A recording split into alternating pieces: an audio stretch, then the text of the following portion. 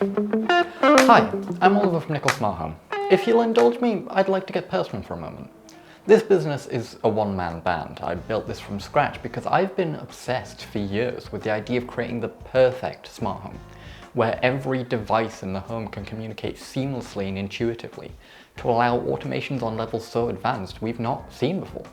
It was a dream of mine that sadly is not a reality yet.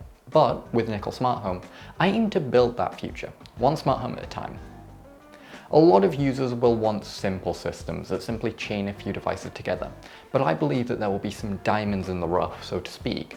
Homes that are perfect for creating this vision of a truly smart home. With that in mind, I should probably discuss my own designs for my smart home. I'm going to be covering two aspects of this, the first being what I have had and currently have, and the latter being what I wish for. A lot of what I wanted to install in my smart home has not been possible for me given my living circumstances, so I've had to keep a lot of ideas on hold for the interim. But with that in consideration though, let's discuss my current installation. One of the consistents throughout all iterations of my smart home journey has been voice assistance with Google Assistant.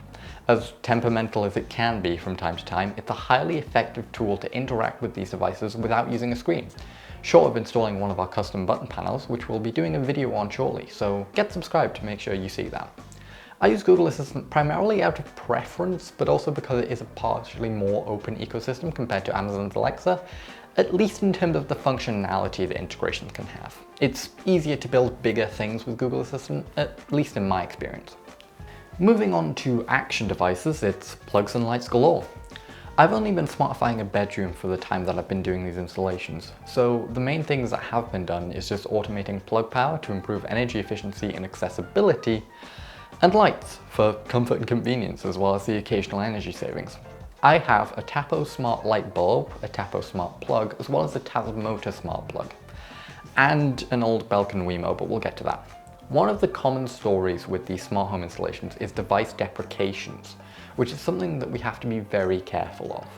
While we do offer devices that are managed by third parties, most notably our Tapo devices, we actually advise against these if cost is not a serious concern for the installation. We instead recommend devices such as Tasmotor lights and plugs, as these can communicate completely locally, which means that devices will be able to last as long as the physical hardware does, whereas devices like Tapo are beholden to someone else's servers. And as for the Belkin Wemo, well, the app doesn't work on my phone anymore, so I'm gonna call that pretty broken. I just leave it there to use the physical power button on it for convenience. I also have a little custom circuit that has made its way to the office, and actually features in a video on my personal series, Oliver's Projects. This little circuit board is a remote controllable power button presser that can simulate the action of pressing the power button on my PC and can be accessed on the local network to be used by Home Assistant to press the power button from anywhere. A highly useful feature if, say, I turn the PC off and need to turn it on remotely. Moving on to sensors, I've mainly used motion sensors in the past. Obviously, when preparing the smart home business, I did plenty of research into temperature sensors, window and door sensors, but the main one I actually used was a little Sonoff motion sensor. I used it to automate my lights and plugs turning on, creating these automations in Home Assistant, which obviously acted as the host in my system. Given that my system though was quite specialized and I used it for development, it changed physical hubs a couple times, starting all the way back on a humble Raspberry Pi, moving all the way up to a full PC tower. But that's pretty much it. I've only been able to deploy a couple of a vast number of devices that are available. So let's envision a future for a moment where I'm given carte blanche to install whatever devices I so please. Let's build out that system. First off, we've been installing a proper chunky hub. This system would likely be supported by a lot of other more intensive hardware, so the need for a Powerwall hub would be paramount. We'd then be installing various bits of networking gear, so somewhere where I can hide a server rack would be preferable so that I can fit in a full-blown server, most likely.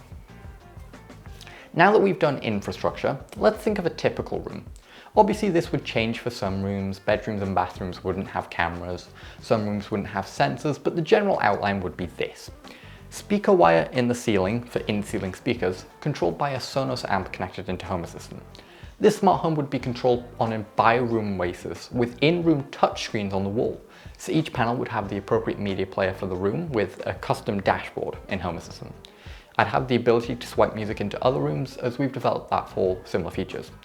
Cameras in all the rooms where it's appropriate to have them. We'd have ubiquity security cameras due to their 4K quality and stable operation. So obviously there'd be networking wire in the ceiling as well as the walls, so that we could have networking jacks for anything and everything you need. I don't think I'd go smart light switch. In fact, I don't know that I'd go light switch at all. When installing for a smart home, one generally chooses to either install smart bulbs or smart switches, not both.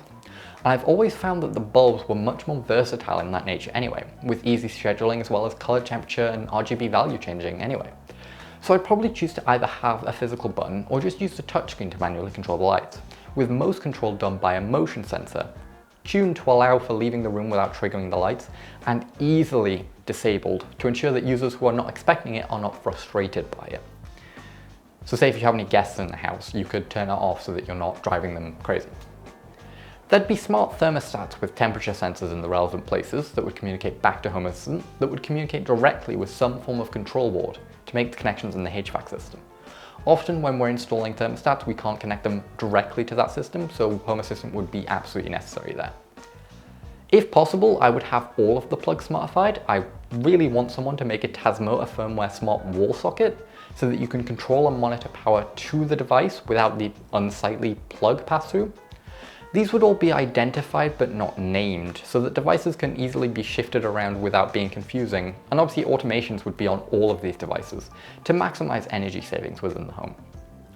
Throw in a couple smart mirrors that keep you updated on the day, a couple voice assistant pucks to help you interact without using the touchscreens, and some custom code to help make the dashboards about you when it's not about controlling the room, and I think we'd end up with a lovely smart home. But let me know what you think. Post down in the comments, would you want a system like this? Or would you want something more understated, more focused on different elements? Do let me know. But for the time being, I'm going to get back to making my smart home dream a reality. Remember, if you're looking for a smart home, you can head to nicholsmarthome.co.uk for all of the details. Thanks for your consideration, and I'll see you next time.